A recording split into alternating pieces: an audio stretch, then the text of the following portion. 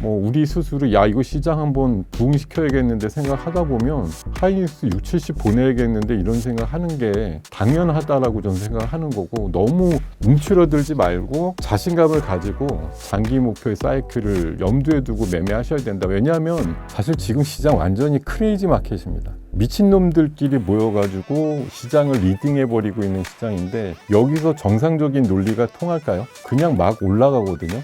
대표님 채널에서 앞으로 반도체, 로봇, 에너지 섹터가 주도할 것이라고 말씀을 주셨는데요.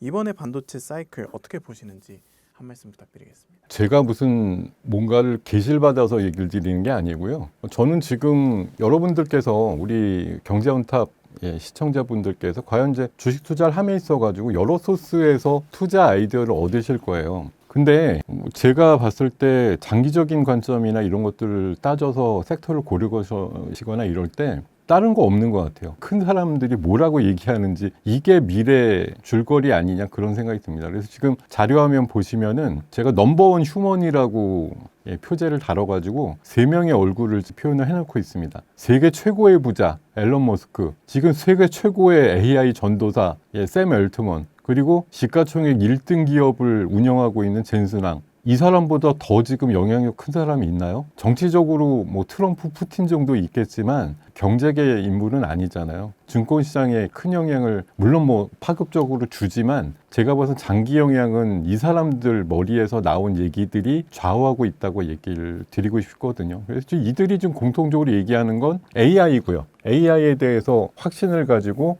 미래 자기 중심으로 성공한다 이렇게 얘기합니다. 이제 지금 최근에 샘 얼트먼도 AI가 과열이라고 얘기를 했어요. 근데 어중이 떠중이들한테는 과열이고 내가 중심이 돼서 하면은 나는 끄떡없다 이렇게 얘기를 하거든요. 그러니까 지금 세 사람 공통적인 게 다 내 중심적으로는 AI가 계속 성장할 거니까 걱정 마 지금 이러고 있는 거거든요. 근데 그네들이 얘기하는 게 방금도 한번 말씀을 드렸었습니다만 칩을 중요시하고 AI가 되려면 중요한 게 결국은 데이터 센터로 가는 고성능의 칩, 또 하나는 AI 데이터 센터를 돌리려면 전원이 필요하다는 거. 인간이 지금 뭐 할 수 있는 능력치가 한계가 왔기 때문에 로봇이 대신해야 된다. 이런 것들 세 가지를 얘기하고 있습니다. 그래서 앞선 순서에서는 제가 로봇 얘기를 좀 많이 드렸습니다만 지금 결국 우리나라 입장에서는 로봇보다는 어떻게 보면 반도체에 대해서, 왜냐하면 우리나라가 뭐 2차 전지와 함께 반도체가 어차피 산업적으로는 거의 탑2에 들어갈 만큼 주도하는 산업이라고 보는 건데, 사실 지금 그 반도체 산업이라는 게 불과 몇 달 전까지만 해도 겨울이다 이런 얘기가 많았습니다. 골드만삭스나 모건 스탠리가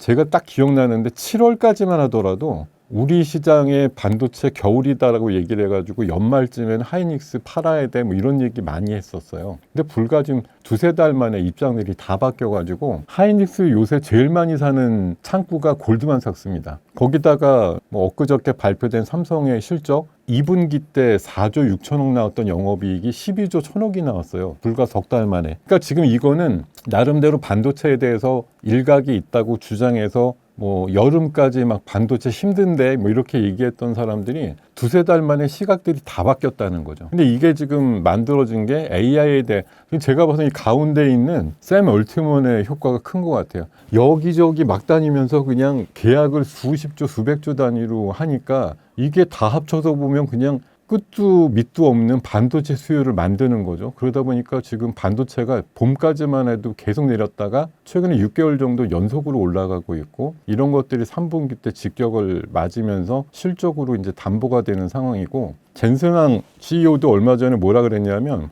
AI 데이터 센터의 투자액이 정점은 28년도라고 얘기를 했어요. 그거는 적어도 내년하고 내후년까지는 계속 수치가 올라간다는 얘기거든요. 그 상황에서 뭐 과열 얘기 나오겠지만 결국은 끝은 아니다라는 얘기로 다시 넘어가고 이렇게 될 확률이 높기 때문에 제가 봐선 반도체 사이클은 지금 버전으로 보면은 아무리 짧게 잡아도 내년 하반기까지는 열려 있다. 근데 그게 사이클만 열리면 문제가 됩니다. 왜냐하면 주가는 이미 다가 있고 후행적으로 산업적으로 좋아져 이런 건 의미가 없잖아요. 우리는 산업을 논하는 게 아니고 사실 산업에 걸맞게 주가가 아직 덜 갔어 안 갔어 이런 거에 대한 것들을 알고 싶어 하는 거기 때문에 뭐 제가 봐선 산업이 그 정도로 확대될 때 최근에 또 뭐 전문가 애널리스트가 얘기를 했습니다만 SK하이닉스와 삼성전자가 3년 내로 영업이 2배 늘어난다고 얘기를 하고 있거든요. 저는 그 단계를 보면 지금 만들어지고 있는 주가가 최근에 많이 올랐죠. 하이닉스는 무려 2년 전보다 6배 올랐습니다. 삼성전자는 뭐 5만 원대에서 이제 9만 원대 된 거지만 하이닉스 재작년 1월 달에 6만 원이었어요. 근데 지금 42, 3만 원 하잖아요. 근데 이 가격도 저는 터무니없이 싸다. 내년 정도 12개월 포워드 PER이 8배 정도밖에 안 나옵니다. 지금 미국의 유수의 빅테크들 20배 후반이에요. 삼성 하이닉스 진짜 버는 거에 비해서 이렇게 많이 올랐는데도 여전히 싸다는 얘기밖에 나올 수 없는. 지금 영업이익이 분기 10조씩 찍어서 내년도에 보면 한 40조 찍을 것 같은데 오늘 기준으로 시가총액 300조거든요. 우리가 우리 스스로 겸손해서 그렇지 뭐 우리 스스로 이거 시장 한번 부흥시켜야겠는데 생각하다 보면 하이닉스 6, 70 보내야겠는데 이런 생각하는 게 당연하다라고 저는 생각하는 거고 너무 움츠러들지 말고 자신감을 가지고 삼성전자 15만 원, 하이닉스 6, 70만 원 이런 정도의 장기 목표의 사이클을 염두에 두고 매매하셔야 된다. 왜냐하면 지금 요새 목표가 올려갖고 삼성전자 11만 원, 뭐 12만 원 이렇게 나오는데 9만 원 중반까지 올라온 주가예요. 11만 원 목표가면 매매해야 돼요, 안 해야 돼요? 올라갈수록 팔아야 돼요, 이제는. 그런 정도만 목표가가 끝이라고 하면 15만 원 간다고 생각해야 계속 쟁기고 모으고 살 마음이 생기지 11만 원이라고 해봤자 이제 코앞인데 우리 전체 지수도 마찬가지입니다. 2200대에서 3600이 와서 1400포인트가 올랐거든요. 바닥에서 4월달 대비해서 50%가 올랐는데 4000포인트가 연말 목표라고 하면 근접할수록 팔아야죠. 남아있는 프로테이지가 10%밖에 안 남았는데 올라온 건 50%고 위로 올라갈 게 사실 프로테이지 절대값으로는 큰 것 같지만 지금 기준으로 보면 남아있는 포인트가 별로 없다고요. 그러니까 우리가 뭐 제가 여기 원고 주신 거 이제 질문 달아서 써왔는데 6천 간다 이 생각으로 임해야 된다는 거예요, 코스피. 그래야지 지금 열심히 매매해서 모아볼까 이런 생각이 드는 거지. 4천이 목표 치면 3,600에서 3,700 그러면 갈수록 현금 많이 만들고 4천 근처에서는 오버나이트 하는 주식 물량이 거의 없어야 된다라는 그런 결론으로 임하시는 게 맞는 거죠. 물론 갖고 가시는 생각들이 다 다르시겠지만 저는 적어도 반도체라든가 우리 시장 전체에 대한 목표치는 진짜 지금보다 좀 보시면 아마 좀 구라친다 이런 생각이 드실 거예요. 근데 굉장히 광호한 목표치를 갖고 있지 않으면 올라갈수록 쫄릴 수밖에 없어요. 남은 플로테이지가 별로 없는데 이 생각밖에 안 되니까 그렇게 좀 생각을 하시면 좋을 것 같습니다. 삼성전자가 좀 9만 원 넘으면서 시장 이끌고 있는데요. 원래 다른 나라라고 생각했으면 15만 원 이렇게 갈 수 있었는데 지금 그렇게 못 가는 이유에 대해서도 좀 궁금합니다.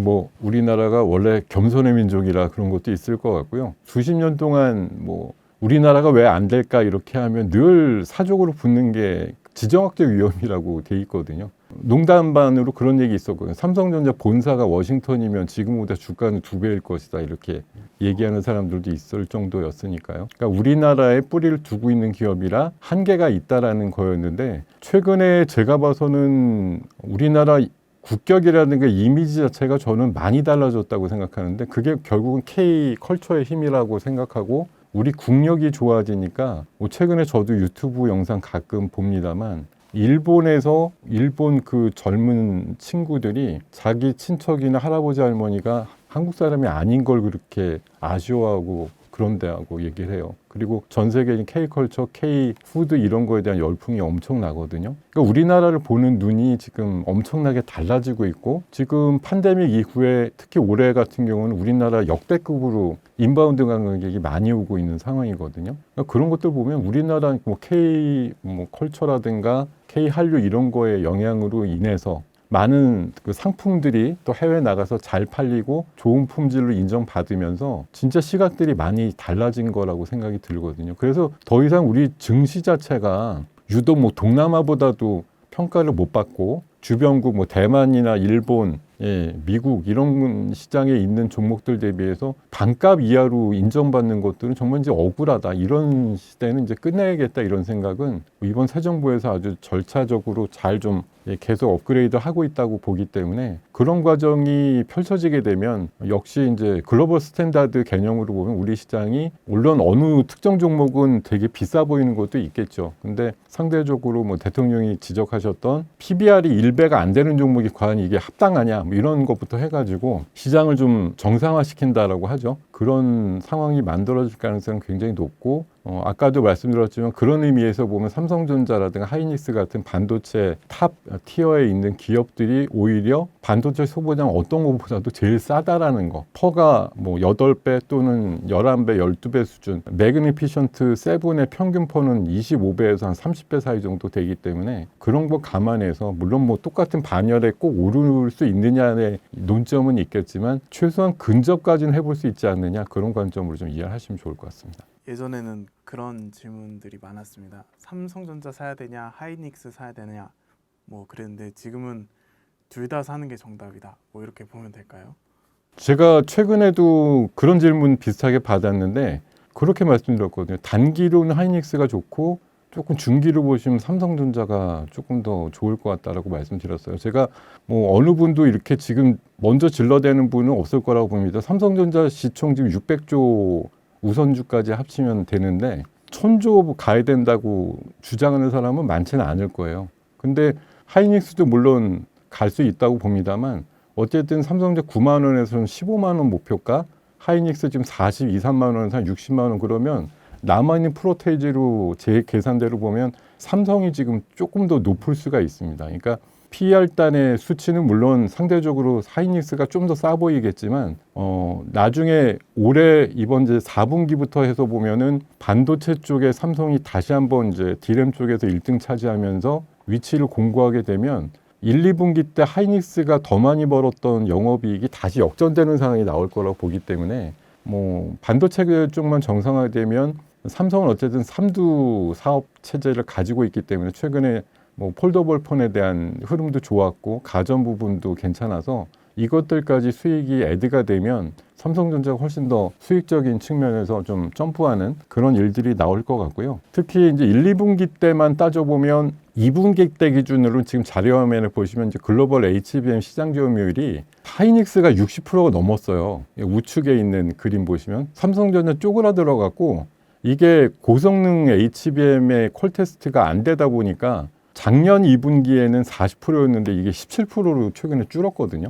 근데 최근에 이제 HBM3 12단에 대한 콜 테스트라든가 또 내년도에는 HBM4에 대한 상용화가 거의 비슷한 시점에서 이제 시작이 된다고 보면 내년도에는 아마 5대 3대 2 정도 마이크론 여전히 20%일 거고 하이닉스가 50% 삼성전자가 한 30% 정도 차지하는 그런 수준의 시장 점유율을 차지할 확률이 높다 이렇게 판단하겠습니다. 반도체 대장주 따라서 소부장도 많은 상승을 이루었는데요. 현재 반도체 소부장 주식 중에 좀 눈여겨볼 만한 종목들이 있다면 한번 소개 부탁드리겠습니다. 지금 사실 뭐 삼성전자 하이닉스 바라보면서 1, 2차 벤더 해가지고 진짜 바라보는 거 오더만 바라보는 회사들이 뭐 한 200개 가까이 된다고 보는데 그 많은 기업들 중에 조금 더 차별화를 시켜서 한번 정리를 좀 해봤는데요. 일단 반도체 그런 소부장이라고 얘기를 하잖아요. 그게 소재, 부품, 장비 이렇게 나눠서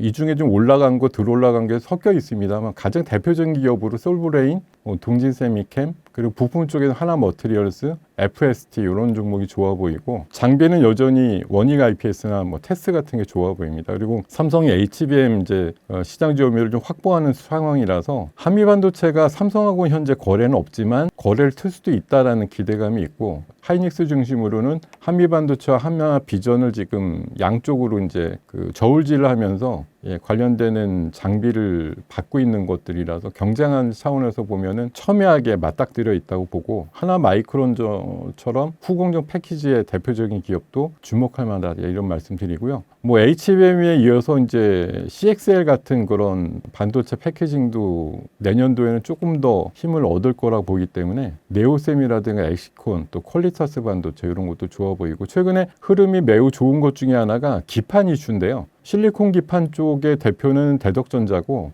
오늘 같은 경우 특히 또 유리기판 쪽도 최근에 이제 브로드콤 같은 데도 유리기판 채용을 서두른다 이런 얘기 나오다 보니까 앞으로 이제 적층을 좀 더 강화하려면 플라스틱 기판 갖고는 안 되고 유리기판으로 옮겨갈 거기 때문에 오늘 같은 경우 뭐 JNTC라든가 컴트로닉스 이런 종목들의 흐름이 앞으로도 좋을 것 같다 이렇게 말씀드리겠습니다.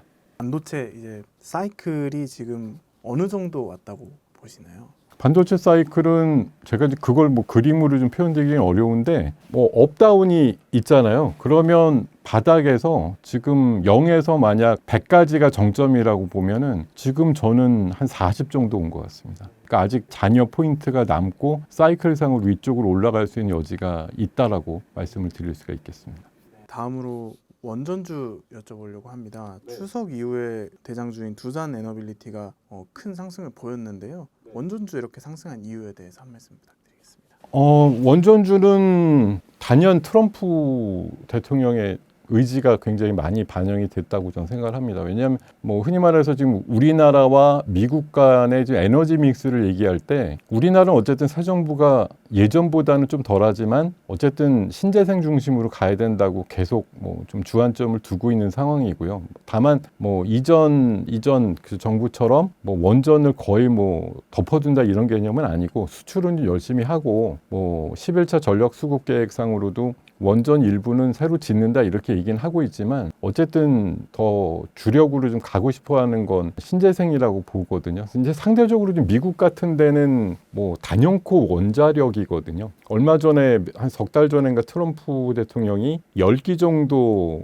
짓는 원전 새로운 건설에 대해서 행정명령도 했습니다만, 최근에 나오는 얘기는 원래 원전이 지금 미국에서 한 100기가와트 정도의 발전 용량을 갖고 있는데 이걸 지금 2050년까지 4배 늘린다고 하거든요. 4배. 근데 300기가와트를 더 충원을 하려면 원전이 대형 원전이 보통 1기가와트가 한 기예요. 그럼 몇 개를 줘야겠습니까? 300개를 줘야 되거든요. 2050년까지 300개를 준다? 사실 현실적으로는 거의 좀 불가능하다고 보는데, 어쨌든 그런 정도의 광대한 목표를 주장을 하면서 뭐 장기적으로 AI가 더 확충하기 위해서는 전력이 많이 필요하고 대부분은 원전으로 충당을 할 거다는 얘기고, 심지어 뭐 트럼프 대통령은 풍력하고 태양광은 사기라고 얘기를 합니다. 그래서 뭐 프로젝트도 막 취소시키고 막 그랬거든요. 그럴 정도로 지금 에너지 그 원에 대한 생각이 완전 좀 정반대라고 보는데, 어쨌든 뭐 우리나라가 지금 짓겠다는 원전은 한두 개 정도고 미국은 장기적으로 보면 뭐 몇십 기에서 뭐 몇백 기까지 되는 상황이고, 특히나 최근에 우크라이나 전쟁을 통해 가지고 러시아 가스에 대한 공급에 애로가 많았던 유럽 국가들이 또 원전을 하겠다고 좀 너나 없이 손들고 있거든요. 지금 최근에 모아보니까 EU 국가들이 합쳐서 지금 원전 짓겠다고 계산한 게 지금 36기 정도 돼요. 거기다 최근에 베트남도 한두 개 짓겠다고 했죠. 뭐 동남아에서도 지금 원전 수요가 있고, 뭐 최빈국에 가까운 아프리카라든가 또 굉장히 산유국으로 기름 떼면 되지 싶은 중동에서도 지금 원자력 얘기를 많이 하기 때문에 우리나라가 원전에 대해서 이제 경각심을 갖고 있는 거에 비해서는 다른 나라들은 지금 흔히 말해서 원전 르네상스라고 얘기할 정도로 너도나도 원전이 가장 가성비 좋은, 나름대로 안전하면서도 이산화탄소 발생이 적은 그런 이제 에너지원이라고 얘기들을 많이 하면서 세계적인 붐업을 일으키는 부분, 이게 좀 큰 것 같고요. 그리고 특히 이제 두산 에너빌리티 같은 경우는 엊그저께 그 가스 터빈이라고 하는 걸 개발을 했는데, 그게 지금 전 세계적으로 미국하고 독일하고 일본밖에 없는 기술인데, 그걸 개발뿐만 한 게 아니라 미국 업체에다가 2기 정도 수출까지 했어요. 그러다 보니까 이 가스 터빈이 굉장히 또 고부가 가치 신사업이라는 측면에서 두산 에너빌리티의 어떤 가치를 높여줄 수 있는 어떤 그런 제품으로 좀 발전이 되는 것 같거든요. 거기다가 제가 기억하기로는 최근에 이제 국감 시즌인데 기재부 장관이 최근에 국감 질문에서 뭐 우리나라 AI 막 해야 되는데 전력 모자란 거 어떻게 할 건데 이렇게 질문을 받았는데 그렇지 않아도 내년도에 SMR 뭐 관련된 연구 예산 좀 확보했습니다. 이런 식으로 답변을 했거든요. 그게 결국은 SMR, 그러니까 소형 모듈 원자로에 대한 관점. 이게 대형 원전은 위험하니까 산단 근처에 바로바로 인근에 붙일 수 있는 소형 수준의 이제 작은 원자로죠. 원전은 원전인데 크기와 위험도가 뭐 10분의 1, 뭐 20분의 1 이렇게 줄어든다라고 해서 또 이제 설치 기한도 좀 짧고 산단마다 쓸 수 있는 정도의 용량 이렇게 들어갈 수 있는 것들이 앞으로 몇 개쯤 도입이 될지 모르겠지만 그런 식으로 얘기한 게 아마 특히 오늘 같은 경우에 원전주 움직임을 되게 강화시키는 동력이 되지 않았나 그렇게 판단하고 있고 어쨌든 우리나라가 조금 보수적인 거에 비해서는 전 세계적으로는 원전 뭐 엄청나게 붐업시키고 있는 상황이다 이렇게 보는 거고 지금 진영 논리상으로 보면 뭐 최근에 체코 원전에서도 일부 드러났지만 서구 쪽에서 원전 직접 지을 수 있는 나라가 사실 따져보면 우리나라랑 프랑스밖에 없어요. 그 뭐 단가 계산해 보신 거 자료 보셨겠지만 우리나라 반값이거든요. 프랑스 대비해서. 그러니까 사실 우리나라가 뭐 미국에서 딴지만 안 걸고 웨스턴하우스에서 뭐 지자권만 계속 요구 안 하면 상당히 많이 지을 수 있는 가능성 충분히 있는 거죠. 뭐 서방 국가에서 러시아랑 중국한테 맡기지는 않을 테니까 그런 차원으로 보면 사실 열려 있는 시장인데 그리고 또 하나 있습니다. 원전을 짓는 것만뿐만 아니라 지금 수백 기 지어진 게 노후화돼서 해체하는 시장도 앞으로 한 600조 시장이 된다고 하거든요. 이런 것도 사실 제대로 해체 경험이 거의 다 없기 때문에 잘 지어본 걸 역순으로 하면 해체라고 얘기를 해서 해체 시장도 우리가 선도할 수 있다라는 기대감 이런 것들이 있다라고 말씀을 드리겠습니다. 전력기기주도 많이 올랐습니다. 근데 이게 지금 가격이 비싸서 쉽사리 손이 가지 않는데 그런 와중에도 또 주가는 계속 올라가고 있는데요. 지금이라도 좀 담아야 할지 궁금합니다. 아까도 비싼 예를 드렸습니다만 비싸다고 안 사면 그냥 비싸게 갖고 있는 사람들끼리 몰고 가는 시장이라는 게 지금 특징이에요. 사실 제가 여러 질문 가운데서 이런 얘기까지 드려야 되나 이런 생각이 좀 들었는데 사실 지금 시장 완전히 크레이지 마켓입니다. 미친놈들끼리 모여가지고 시장을 리딩해버리고 있는 시장인데 여기서 정상적인 논리가 통할까요? 오늘 저는 솔직히 우리 시장이 뭐 90여 포인트 올랐는데 이 미치지 않고서 이렇게 왜 올라가요? 오늘 뭐 우리나라 경사가 생긴 것도 특별히 없는데 그냥 막 올라가거든요. ETF로 그냥 돈 막 들어와가지고 그냥 관련되는 ETF의 비중 큰 종목들 그냥 무대포로 사는 거예요. 제가 최근에 이런 생각 해봤습니다. 야, 예전에는 이럴 때쯤 되면 개인들이 미쳐가지고 포모 현상 일으켜가지고 시장이 거의 정점에 다다르는 현상들이 나왔는데 자 오늘도 보자. 개인들이 1조 팔았네. 야 이거 올라가니까 개인들이 왜 이렇게 냉정하게 대응을 잘하시지 싶었는데 사실 여기 숨어있는 데이터가 있다고 봅니다. 왜냐하면 오늘 기관이 한 7, 8천억 샀는데 그중에 그 금융투자 섹터가 5천억 이상을 샀어요. 근데 금융투자라는 데는 거의 펀드거든요. 근데 다른 말로 보면 요새 펀드 누가 들어요? 다 ETF죠. 개인들이 ETF, 그러니까 지금 개별 종목 대응이 어려우니까 내 주식 있는 거 팔아가지고 ETF 들어가는 거예요. 기관들한테 대신 매매를 부탁하는 거죠. ETF 막 뭐 방산이다, 우주다, 로봇이다, 2차 전지다 엄청나게 지금 뭐 수백, 수천 개 있는데 거기에다 들어가서 니네가 매매해 이렇게 맡기는 자금들이 지금 엄청 들어가고 있는 거죠. 그러니까 이게 개인들이 포모가 없는 게 아니라 내가 지금 개별적으로 매매해갖고 수익이 안 나니까 ETF 같은 걸로 많이 이동하신다고 저는 생각을 해요. 그래서 지금 기관들 매매로 잡히는 거 상당수는 개인들이 ETF로 자금 넣고 있는 것들이라고 저는 생각을 하거든요. 그러니까 지금 개인 예전에 10년 전, 20년 전에도 예고됐던 거예요. 개인들이 홀로 시장에서 살아남기가 어렵기 때문에 결국 나중에 기관끼리 싸우는 싸움이나 외국인하고 기관이 싸우는 싸움 이렇게 시장이 재편될 거라고 얘기를 했는데 지금 말은 뭐 개인들이 물론 비중이 큰 것처럼 나오지만 지금 지수 2,500 넘으면서 개인들이 하시는 건 계속 파는 거밖에 없어요. 엄청 빠지는 날 잠깐 샀다가 또 올라가면 또 팔고 이러고 있는 거라 개인들은 지금 3,000 넘어오면서는 일관되게 계속 팔고 있거든요. 그게 뭐 그동안 많이 손해봤던 거 올라오니까 아이고 이제 탈출이다 이렇게 파시는 것도 있지만 내가 10수년이고 20년 30년 짧게 몇 달 해보니까 내가 혼자 해갖고선 답이 안 나온다 이거죠. 그러니까 지금 예전에 많이 동원됐던 기관 쪽으로 맡겨서 너네끼리 싸워 이렇게 하는 전쟁으로 지금 시장과 수급의 흐름이 바뀌고 있는 거다 이런 판단을 하고 있습니다. 그래서 뭐 그런 차원으로 보면 앞으로 주요 진짜 유행하고 날아가는 ETF들의 전성시대 이런 것들이 앞으로 더 계속될 것 같다 이런 말씀 드리고요. 그런 차원으로 보면 뭐 몇 달 전, 1, 2년 전에 그 만들어졌던 전력기기 관련된 전력 인프라 관련된 ETF도 뭐 수십 개가 있을 것인데 그것들이 지금 일부는 뭐 청산이 되거나 이익을 뭐 만족시켜 갖고 끝난 것도 있을지 모르겠지만 제가 봐선 전력기기 최근에도 AI 경쟁이라든가 투자가 계속되는 한은